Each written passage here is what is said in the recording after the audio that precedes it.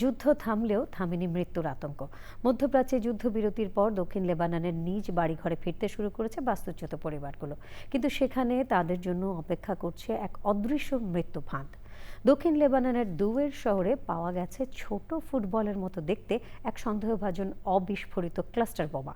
আর এই খবর ছড়িয়ে পড়ার পরই এলাকায় ফিরে আসা বাসিন্দা, বিশেষ করে শিশুদের জন্য জারি করা হয়েছে রেড অ্যালার্ট। খেলনা ভেবে ভুল করে যে কোনো সময় ঘটতে পারে বড় বিপর্যয়। এই খবর সামাজিক যোগাযোগ মাধ্যমে ছড়িয়ে পড়ার পর লেবানিজ সেনাবাহিনী ইতিমধ্যে বিষয়টি নিয়ে তদন্ত শুরু করেছে। লালা নসীন জানাচ্ছেন। কখনো কি ভেবেছেন এই আকর্ষণীয় ফুটবলটি হতে পারে এক প্রাণঘাতী বিস্ফোরক? নিশ্চয়ই শোনেননি। ভাবছেন এ কি সম্ভব? হ্যাঁ, সম্ভব। অন্তত লেবানন ও আরব ভিত্তিক কিছু সংবাদ মাধ্যম এমন কথাই বলছে। বিশ্বকাপ ফুটবলের উন্মাদনায় যখন কাঁপছে সারা বিশ্ব, তখন লেবাননের রাস্তায় এমন বস্তু দেখা গেছে যা দেখতে অবিকল ফুটবলের মতো, কিন্তু ভেতরে লুকিয়ে আছে ঝাঁঝরা করে দেওয়ার মতো প্রাণঘাতী বিস্ফোরক। লন্ডন থেকে পরিচালিত সংবাদ মাধ্যম দ্য নিউ আরব একটি ছবি প্রকাশ করেছে এই ফুটবল আকৃতির বোমার। এক্স সহ বেশ কিছু সামাজিক যোগাযোগ মাধ্যমে লেবাননের দুয়ের শহরের এই একটি ছবি এখন ঘুম কেড়ে নিয়েছে যুদ্ধ ফেরত পরিবারগুলোর। সামাজিক যোগাযোগ মাধ্যমে ছবিটি ছড়িয়ে পড়ার পর লেবানিজ সেনাবাহিনী ইতিমধ্যেই তদন্ত শুরু করেছে।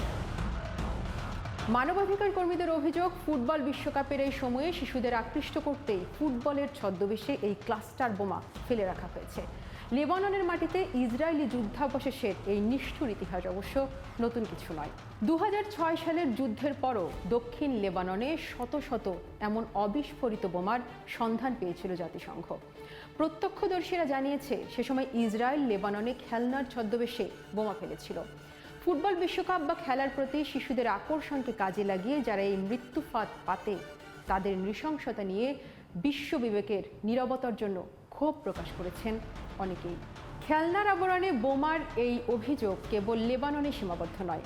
গত বছরের নভেম্বরে গাজায় ইসরায়েলি অভিযান শেষে বিধ্বস্ত এলাকাগুলো থেকে উদ্ধার হয়েছিল পুতুল ও টেডি বিয়ারের মতো দেখতে অসংখ্য বিপজ্জনক বিস্ফোরক। বর্তমানে যুক্তরাষ্ট্র ইরানের চুক্তির পর লেবাননের অনেক পরিবারই ঘরে ফিরছে, কিন্তু ইসরায়েলি দখলদারিত্ব বিক্ষিপ্ত হামলার মধ্যেই এই নতুন আতঙ্ক তৈরি করেছে তীব্র ক্ষোভ। স্থানীয় প্রশাসন ও মানবাধিকার সংস্থাগুলো বাসিন্দাদের কড়া সতর্ক করেছে, রাস্তায় বা মাঠে কোনো বল বা খেলনা সদৃশ বস্তু দেখলে যেন কেউ স্পর্শ না করে।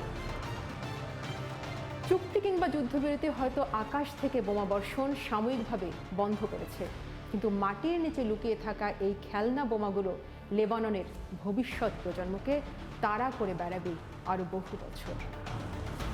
লালা নওশিন, চ্যানেল আই, ঢাকা।